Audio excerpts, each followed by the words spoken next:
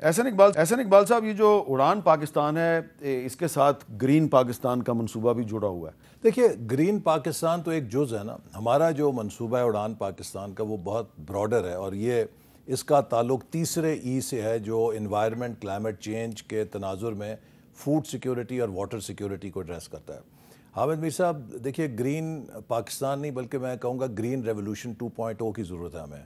ہم نے ایک 60s کے عشرے میں گرین ریولوشن کیا تھا جب گندم کی پیداوار میں کافی اضافہ کیا اور ہم خشک سال اس سے گندم کی کمی سے بچ گئے۔ اب ہماری آبادی کا جو دباؤ ہے اس قدر تیزی سے بڑھ رہا ہے، اور یہ بھی ایک بہت بڑا چیلنج ہے جس کو ہم اس پروگرام میں اپنے اڑان پاکستان میں ایک پرائرٹی بنایا ہے۔ آپ دیکھیے، پاکستان کی آبادی 1980 سے لے کے 2017 تک مسلسل گھٹ رہی تھی۔ ہمارا جو کرو ہے آہستہ نیچے آ رہا تھا، ہم 3.2 سے تقریباً 2.4% پہ آ گئے تھے۔ جو آخری ہمارا سینسس ہوا ہے اس میں یہ پتہ چلا ہے کہ 2017 سے 2023 کے درمیان ہماری آبادی بڑھنے کی شرح 2.4 سے بڑھ کر 2.55% ہو گئی ہے۔ اگر ہم اس تناسب سے چلیں گے تو 2050 تک ہماری ملکی آبادی 40 کروڑ ہو جائے گی۔ آج 24 کروڑ کو سنبھالنا ایک چیلنج ہے، وسائل کم ہو رہے ہیں، زراعت یا زمین کے پانی کے فیکس پانی کی جو دستیابی ہے وہ بہت ہم واٹر سٹریسڈ اکانومی بن چکے ہیں۔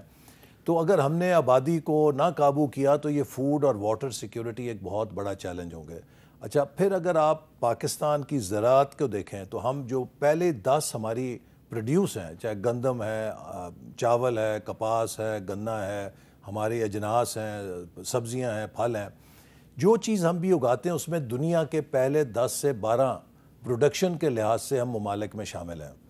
لیکن اگر آپ ان کی پروڈکٹیوٹی دیکھیں، فی ایکڑ پیداوار دیکھیں تو ہم باٹم 1/3 میں ہیں۔ میں اس کی ایک مثال آپ کو دیتا ہوں کہ ڈیری سیکٹر دیکھ لیجئے، پاکستان دنیا کا چوتھا سب سے بڑا دودھ پیدا کرنے والا ملک ہے، لیکن ہمارے فی جانور پیداوار 1500 سے 1800 لیٹر ہے، جبکہ دنیا آج 6000 لیٹر 5000 لیٹر عام لے رہی ہے۔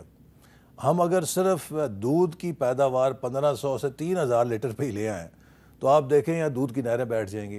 اچھا، پھر ہم نے یہ اتنا دودھ ہے وہ ہم نے اس کو پروسیس نہیں کرتے، وہ گوالے کے ڈومین میں ہے، ان ہائیجینک ہے۔ ہم نے ویلیو ایڈیشن نہیں کی کہ آپ مارکیٹ میں جائیں آپ کو کوئی ڈیری پروڈکٹ ہمارے ملک کی نہیں نظر آئے گی، وہ کوئی اسکینڈینیویا سے، کوئی نیوزی لینڈ سے۔ یہ وہ چیزیں ہیں کہ جس پر اب ہم پلان کر رہے ہیں کہ ہر ایگریکلچر کے پروڈکٹ کی ویلیو چین بنا کے ہم ویلیو ایڈیشن میں جائیں۔ میں ایک اور مثال دیتا ہوں، پتوں کی میں ہمارے پاس ایک ہارٹی کلچر کا کلسٹر ہے جہاں پودے اگتے ہیں، پھول اگتے ہیں۔ اب اگر آپ یہ دیکھیں کہ ہم کیا کرتے ہیں، اتنا گلاب اگاتے ہیں، وہ گلاب جو ہے یا جلسوں میں ٹنوں کے حساب سے ہماری کاروں پہ اور ہم پر پھینکا جاتا ہے، یا مزاروں پہ ہم قبروں پہ سارا پھینک کے ضائع کر دیتے ہیں۔ اگر یہ گلاب چین کے پاس ہوتا تو چین اس گلاب سے کوئی 101 چیزیں بنا رہا ہوتا نا، چونکہ ہم نے اس کی ویلیو ایڈیشن نہیں کی، اس کو کموڈٹی ہی رکھا ہے۔ تو ہمارے اس منصوبے میں یہی چیز ہے کہ ہم اپنے ہر کلسٹر کے اندر ایک ویلیو چین کو بنائیں۔ سندھ میں کچھ لوگوں نے گلاب کے پھولوں سے پرفیوم بنانے کی فیکٹریاں شروع کر دی ہیں۔ جی، یہ روز آئل جو ہے یہ بہت مہنگی چیز ہے اور یہ کئی چیزوں میں جاتا ہے۔ یہ روز واٹر، روز آئل، اس سے آپ کئی دوائیوں میں جاتا ہے، کئی کاسمیٹکس کے اندر جاتا ہے۔ تو ہمارا اب فرض یہ ہے کہ ہم ہر شعبے کا، اب مثال کے ایک اور میں دیتا ہوں، آم ہے ہمارا۔ اگر آپ دیکھیں، آم ایک موسمی چیز ہے جو موسم میں آتی ہے اس کے بعد غائب ہو جاتی ہے۔ آپ اگر جائیں کبھی بینکاک ایئرپورٹ پہ ٹرانزٹ کریں تو آپ کو وہاں پہ ان کے ڈیوٹی فری ایریا میں اتنے خوش نما مینگو پروڈکٹس ملتی ہیں، طرح طرح کی، کوئی ڈرائی مینگو ہے، کوئی مینگو چاکلیٹ ہے، کوئی کچھ ہے، لیکن وہ پاکستان کے مینگو کے سامنے اتنا بھی نہیں ہے۔ دیکھیے، وہ اتنا بھی نہیں نا، لیکن میں صرف یہ کہہ رہا ہوں کہ انہوں نے اس کو کس طرح ویلیو ایڈیشن گلوریفائی کیا ہے، پروڈکٹس بنا دی ہیں۔ ہم نے اپنے مینگو کو صرف ایک کموڈٹی رکھا ہے کہ بس اس کو کاٹ کے ہی کھانا ہے، اس سے کوئی پروڈکٹ نہیں بنانی جو ویلیو ایڈڈ پروڈکٹ۔ بالکل ٹھیک ہے۔ ہم دنیا میں 5واں سب سے بڑا کھجور پیدا کرنے والا ملک ہے۔ ہماری کھجور کوڑیوں کے بھاؤ کموڈٹی ہے، اس میں ویلیو ایڈیشن نہیں۔ وہ ہمارے ملک سے لوگ لے جاتے ہیں، اس کو دبئی میں، مڈل ایسٹ میں پروسیس کر کے، بلوچستان اور سندھ سے لے کے جاتے ہیں، اس کو پروسیس کر کے ویلیو ایڈیشن کرتے ہیں اور ہم وہاں سے خریدتے ہیں۔ ہاں، اچھا جی، آپ نے ذکر کیا ہے جی گلاب کا، آم کا، کھجور کا، اور ایک اور بھی چیز ہے اس کا بھی ہم آج ذکر کرتے ہیں احسن اقبال صاحب کے ساتھ. اور 2 سال پہلے شمالی وزیرستان میں گیا تھا تو محمد خیل کے علاقے میں نے کیا دیکھا اور وہاں پہ FWO کے انجینئرز نے مجھے کیا بتایا, وہ ایک چھوٹا سا کلپ میں آپ کو دکھانا چاہتا ہوں. محمد خیل میں ایک کوپر مائننگ پروجیکٹ ہے. بہت سے ممالک مل کے بھی ہمیں جو ہر سال 3 یا 4 ارب ڈالر کی امداد دیتے ہیں, یہ صرف ایک علاقہ اس امداد سے بہت زیادہ کام پاکستان کے مستقبل کے لیے کر سکتا ہے. This is the second largest copper site of Pakistan. Pakistan میں جو منرلز ہیں ان کی ورتھ کتنی ہے؟ تقریباً کوئی it is 6 to 8 trillion US dollars کا potential. اگر 6 ٹریلین US ڈالرز کی ورتھ کے ہمارے پاس منرلز ہیں تو ہمارے تو سارے مسئلے حل ہو سکتے ہیں. سر بالکل 6 ٹریلین ڈالرز کے معدنی ذخائر موجود ہیں, اور یہ وہ ذخائر ہیں جو آپ کو میرے پیچھے شمالی وزیرستان کے علاقے محمد خیل میں نظر آ رہے ہیں. اچھا احسن اقبال صاحب, آپ کا ٹارگٹ ہے اڑان پاکستان میں $1 ٹریلین کی اکانومی. FWO کے انجینئر نے ہمیں بتایا کہ 6 سے 8 ٹریلین ڈالر کے تو صرف منرلز ہیں پاکستان میں. تو اگر صرف ان منرلز کو ہم صحیح طریقے سے ایکسپلور کریں اور پاکستان کو آگے لے جانے کی کوشش کریں تو آپ کی اکانومی 1 ٹریلین کی نہیں 8 ٹریلین کی بھی ہو سکتی ہے. دیکھیے, آپ نے بالکل صحیح نشاندہی کی. پاکستان کے پاس اللہ تعالیٰ نے اتنے وسائل دیے ہیں, مائنز اینڈ منرلز ہیں, ہماری زراعت کو دیکھیں, ہمارے ہیومن ریسورس, ہمارا ہر طرح کی وسائل ہیں, اور جو ہم نے ناقدری کی ہے وہ ہماری اپنی پیدا کر رہا ہے. جیسے میں نے کہا کہ ہم نے صرف اس ملک میں اگر اسٹیبلٹی رکھی ہوتی, پالیسیز کو چلنے دیا ہوتا, آج ہم کوریا, ملیشیا ان سب سے آگے ہوتے.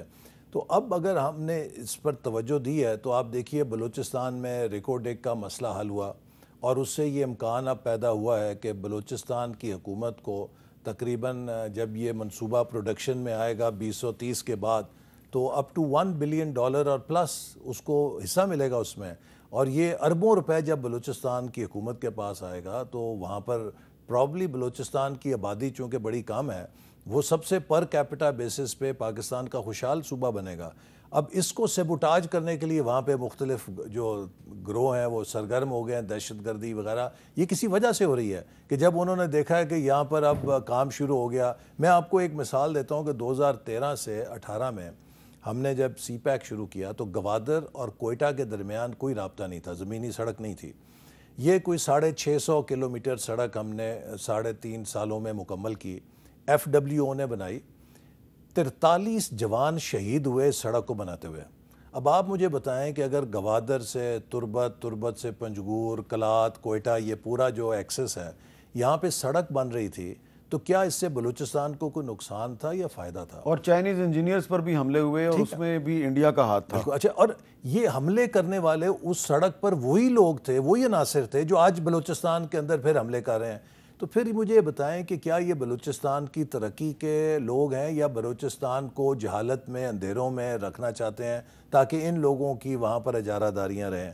تو ہمیں اس بات سے باخبر رہنا چاہیے کہ پاکستان کے اوپر جو آن سلاٹ ہے اس کی ایک وجہ یہ بھی ہے کہ ہمارے دشمن ہماری صلاحیت, ہمارے وسائل اور ہماری ترقی سے خائف ہیں. پاکستان نے ایک بڑے کم مدت میں ٹرن اراؤنڈ کا مقابلہ کرنے کے لیے یہ بھی ضروری ہے کہ جہاں سے معدنیات اور وسائل نکل رہے ہیں وہاں کے لوگوں پر بھی زیادہ سے زیادہ خرچ کیا جائے. جی بالکل بالکل.